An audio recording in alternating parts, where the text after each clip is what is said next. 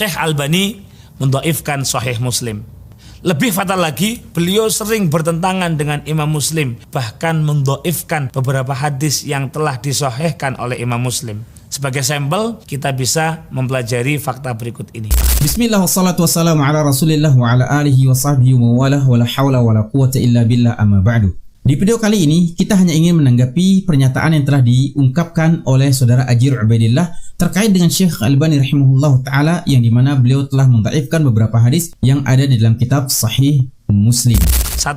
Dalam kitab Adabuz Zafaf, halaman 62, cetakan keempat, beliau membawakan hadis Imam Muslim berikut ini. Sungguh, termasuk paling jeleknya manusia di hadapan Allah kelak di hari kiamat ialah seorang lelaki yang telah menyelesaikan hajatnya kepada sang istri, tetapi kemudian dia menceritakan kekurangan istrinya kepada orang lain. Hadis ini disahihkan oleh Imam Muslim. Anehnya, beliau justru mendhaifkan hadis ini dan dengan tegas mencantumkan di daftar isi kitab tersebut halaman 203, kalimat persisnya, ini adalah hadis dhaif di dalam Sahih Muslim. Di bagian yang pertama ini, kita mendapati sebuah kejanggalan dari saudara Ajir Ubaidillah yang dimana menunjukkan sikap kurangnya amanah saat ia menukilkan perkataan Syekh Albani rahimahullahu ta'ala terkait dengan alasan kenapa beliau bisa mendhaifkan hadis ini, yang dimana hadisnya inna syarran nasi manzilatan yaumal qiyamah sampai seterusnya, di mana saudara Ajir Ubaidillah ini hanya memberikan sebuah pernyataan terkait dengan perkataan Syekh Albani, hadis ini adalah hadis yang dhaif sekalipun ada dalam kitab Sahih Muslim. Kenapa ia tidak membacakan seluruh alasan-alasan yang diungkapkan oleh Syekh Albani rahimahullahu ta'ala di dalam kitab Adabuz Zafaf? Padahal beliau mengulangi beberapa kali pernyataan beliau ini di halaman yang berbeda. Di antaranya di halaman 142 sampai dengan halaman 143 dan juga di halaman 64. Akan tetapi kita akan bacakan pernyataan beliau terkait dengan alasan kenapa beliau mendhaifkan hadis ini di halaman 142 sampai dengan halaman 143. Di mana beliau mengatakan, "Tsumma stadraktu faqultu." Kemudian aku memberikan sebuah catatan dan aku mengatakan, "Inna hadzal haditsa ma'a qawlihi fi sahih Muslim." Sesungguhnya hadis ini sekalipun terdapat di dalam kitab Sahih Muslim, fa innahu dhaifun min qibali sanadihi. Sesungguhnya hadis ini dhaif dari sisi sanadnya.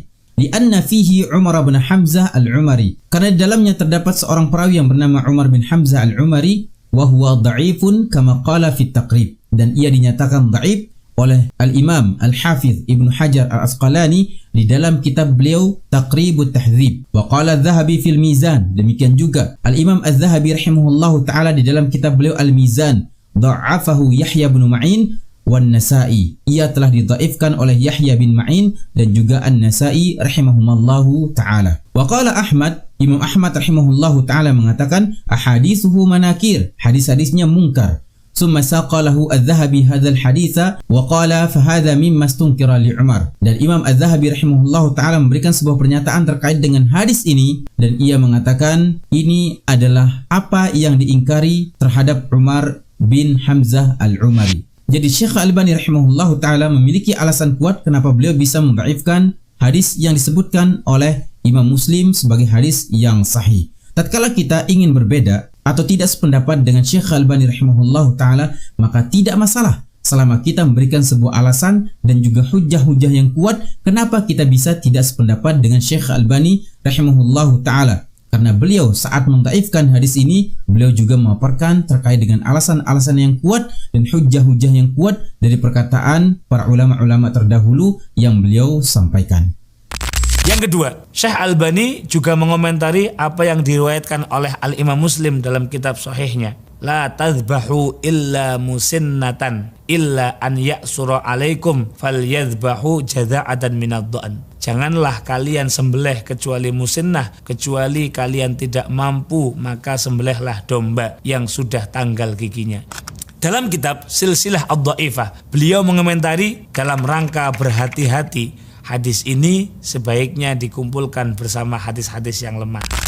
Di hadis yang kedua ini, lagi-lagi kita dapati dari saudara Ajir sikap kurang amanah saat ia menukilkan perkataan dari Syekh Albani rahimahullahu ta'ala, yang dimana Syekh Albani rahimahullahu ta'ala telah memberikan penjelasan yang sangat panjang terkait dengan alasan kenapa beliau telah mendhaifkan hadis ini. Namun saudara Ajir Ubaidillah kembali menukil perkataan beliau hanya sepenggal kata saja dan meninggalkan banyak sekali penjelasan yang mungkin itu akan memberikan sebuah faedah kepada kita, manfaat terkait dengan pernyataan beliau, entah itu diterima ataupun ditolak, entah itu kita sepakat ataupun tidak sepakat. Nah, kita akan bacakan di dalam kitab Silsilah Al-Ahadits Ad-Dha'ifah di juz yang pertama di halaman 161. Di mana pada hadis ini sebab kenapa Syekh Albani rahimahullahu taala beliau mendhaifkan hadis ini adalah disebabkan karena ada seorang perawi yang bernama Abu Zubair yang dinyatakan sebagai seorang mudallis. Kita akan lanjutkan bacaan dari apa yang telah dinukilkan oleh saudara Ajir. Dzalika li'anna Abu Zubair hadza mudallisun. Dikarenakan karena Abu Zubair ini adalah seorang perawi yang mudallis. Wa qad an'ana, dan dia telah menukil atau meriwayatkan hadis ini dengan sighah an. Mudallis ini adalah menyembunyikan aib pada sebuah sanad, kemudian menampakkan agar hadis ini terkesan atau terlihat baik-baik saja. Ini disebut dengan mudallis atau secara umumnya seperti itu. Wa minal muqarrari fi ilmil mustalah anna al-mudallisa la yuhtajju bi hadithihi idza lam yusarrih bit tahdits. Dan kemudian sebagaimana yang telah ditetapkan di dalam ilmu mustalah bahwasanya mudallis ini tidak akan berhujjah dengan hadis-hadis yang diriwayatkan olehnya apabila tidak ada kejelasan bahwasanya ia telah benar-benar mendengar hadis tersebut. Wa hadha huwa alladhi sana'ahu Abu Zubair huna fa'an'ana, dan inilah yang telah diperbuat atau dilakukan oleh Abu Zubair dalam hadis ini. Ia telah meriwayatkan hadis ini dengan sighah an.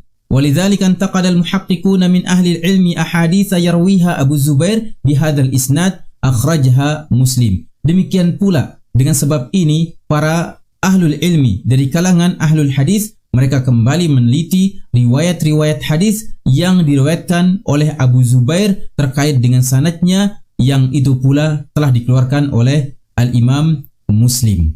Bukan sampai situ saja, beliau juga mengungkapkan bahwasanya wa amma Abu Muhammad ibnu Hazm, yaitu Imam Ibnu Hazm rahimahullahu ta'ala, fa innahu yaruddu min hadithihi ma yaqulu fihi an Jabir wa nahwihi. Sesungguhnya beliau itu menolak hadis-hadis yang diriwayatkan oleh Abu Zubair selama ia mengatakan atau membawa riwayat tersebut dengan sighah an Jabir atau dari selainnya. Li'annahu indahum mimman yudallisu, karena sungguhnya ia ini adalah seorang perawi yang dinyatakan oleh para ulama adalah perawi yang mudallis. Dan demikian juga dinukilkan bagian paling akhir dari perkataan Al-Hafidh Al-Imam Ibnu Hajar rahimahullahu ta'ala di dalam kitab Taqribut Tahdzib, saduqun illa annahu yudallisu. Ia terpercaya akan tetapi ia merupakan seorang perawi yang terkenal dengan mudallis. Nah, apa itu al-mudallis? Mudallis itu adalah yaitu menyembunyikan aib dalam suatu sanad kemudian menampakkan bahwasanya hadis ini atau sanadnya itu baik-baik saja.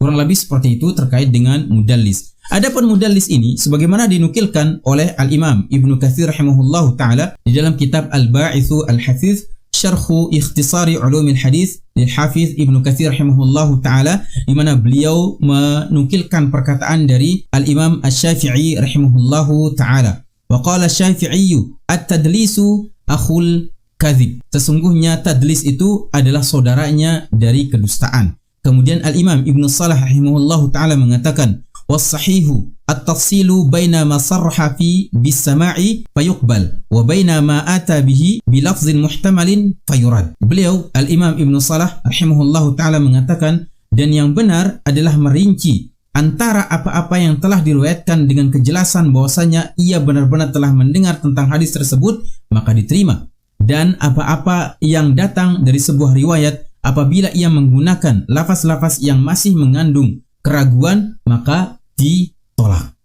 Ini terkait dengan mudallis. Inilah sebab kenapa Syekh Albani rahimahullahu taala mendhaifkan hadis ini, karena ada seorang perawi yang bernama Abu Zubair yang dinyatakan oleh para ulama seorang mudallis. Bukan Syekh Albani yang menyatakan demikian, akan tetapi para ulama di antaranya Al-Imam Ibnu Hazm rahimahullahu taala.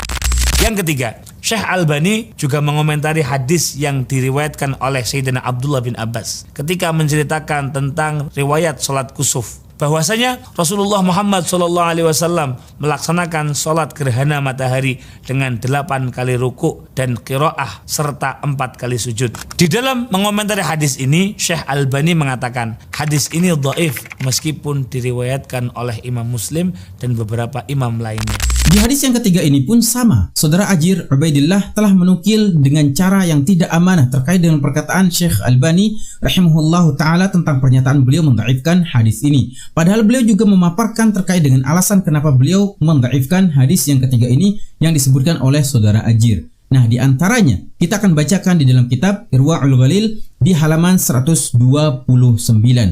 Beliau menyebutkan tentang alasannya. Beliau mengatakan wa illatuhu Habib wa hadza wa huwa ibnu Abi Thabit. Dan terkait dengan cacat hadis ini adalah terdapat seorang perawi yang bernama Habib yang dimana ia adalah merupakan ibnu Abi Thabit.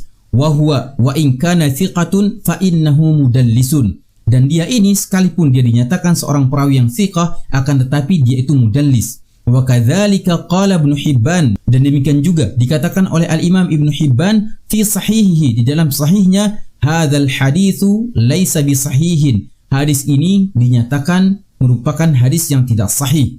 Li'annahu min riwayati Habib bin Abi Thabit an Tawus. Karena hadis ini diriwayatkan oleh Habib bin Abi Thabit dari Tawus. Walam yasma'hu minhu, dan ia tidak pernah mendengar hadis ini dari Tawus. Wa qala al-Baihaqi, dan demikian juga al-Imam al-Baihaqi rahimahullahu taala berkata, wa Habib wa in kana min ats-thiqat, dan Habib ini sekalipun dinyatakan sebagai perawi yang thiqat, faqad kana yudallis, akan tetapi ia seorang mudallis. Walam ajidhu dzikra sama'ihi fi hadzal hadits an Tawus, dan aku tidak pernah dapati bahwasanya ada penyebutan terkait dengan ia telah mendengar hadis ini dari Tawus. Bisa jadi ia telah mendengar hadis ini dari seorang selain Tawus yang itu merupakan seorang perawi yang tidak thiqah.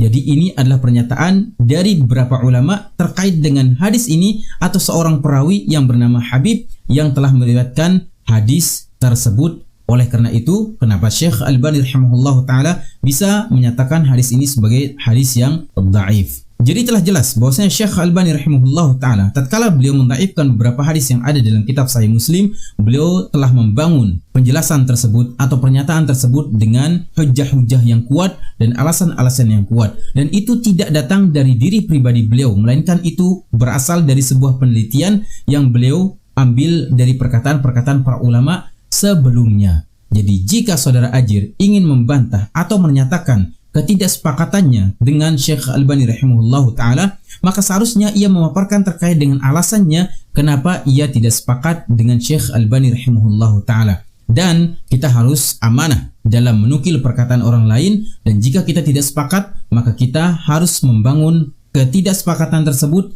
dengan hujah yang kuat, sebagaimana orang yang memaparkan alasannya dengan hujah yang kuat juga. Semoga bermanfaat. Dengan video yang singkat ini, kami ucapkan jazakumullahu khairan wa barakallahu fiikum.